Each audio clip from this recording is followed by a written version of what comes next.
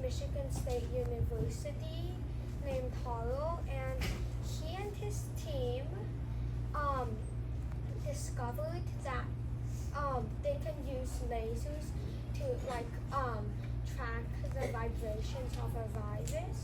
So what they did was that they used one laser and they pointed it at the virus, which made the virus vibrate. And then they used the second laser, which kind of measured the vibrations of the virus. And then they put those measurements together on a computer, and then they kind of made a movie of a virus moving. And these movies can be like a few seconds long, up to hours long. So they can kind of like track how a virus is moving. And then what Harrell's discovery is called? It's called biosonic spectroscopy. And the difference with biosonic spectroscopy and electron microscopes are that electron microscopes use electrons to generate an image, but then Harvard's biosonic spectroscopy uses lasers to measure the vibrations of a virus.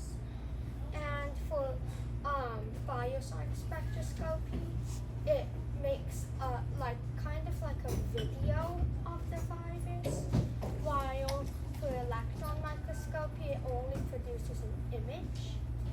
And biosonic spectroscopy is more natural conditions because the virus is put under some fluid, while for electron microscopy, it's frozen and placed in this vacuum, and it's also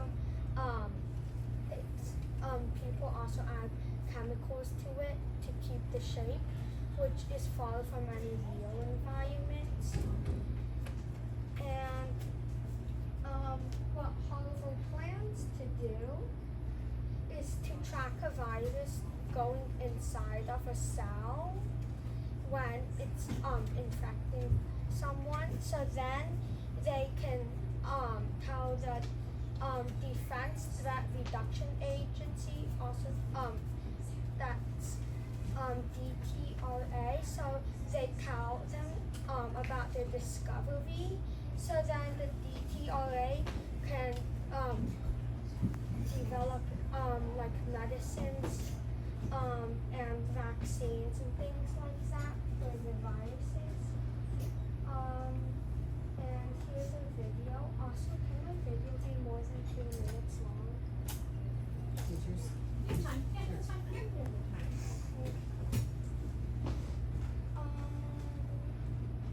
No. what? Oops. Hang on. There's no video Oh. here.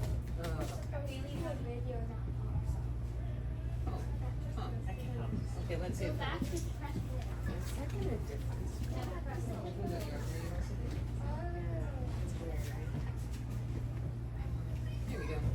We may need volume too. Oh, volume. Wait, where's the volume? It's okay, we got the remote here, bud. Something remarkable. They've used light to listen to the sound of a virus, capturing its nanoscale vibrations in real time, a discovery that could change the way we understand biology. But Harrell didn't do it alone. He collaborated with Do-in Pyong, a professor in MSU's Department of Microbiology, Genetics, and Immunology. Together, their teams worked to provide virus samples for this ambitious experiment.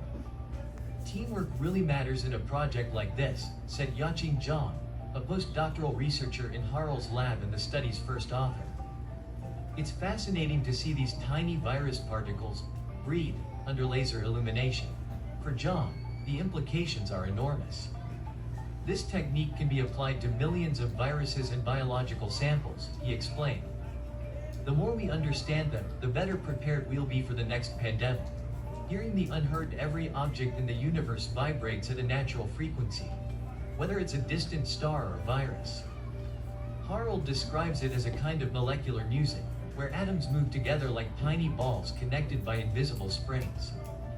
The idea of listening to viruses was uncharted territory. Scientists had previously studied ultrasonic vibrations in metal nanoparticles, but no one had asked whether biological systems could produce sound when exposed to force. Harl's team designed an experiment to find out. They used short pulses of light to set the virus into motion, then a second pulse to capture that motion at different points in time. By stitching these moments together, they created something never seen before, a molecular movie of a virus in motion. What they discovered was astonishing. Viruses do, in fact, have a unique vibrational signature, a sound all their own.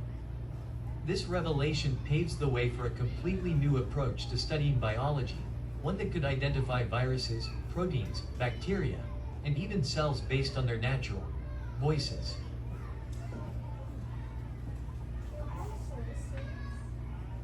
And does anyone have any questions? We'll start with a round of applause.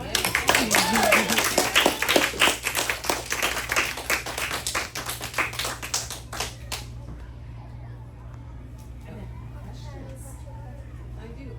Well, I'd like to start with a compliment. First of all, I can totally see you in there in that research lab doing this research. So that was very thorough and interesting. So thank you.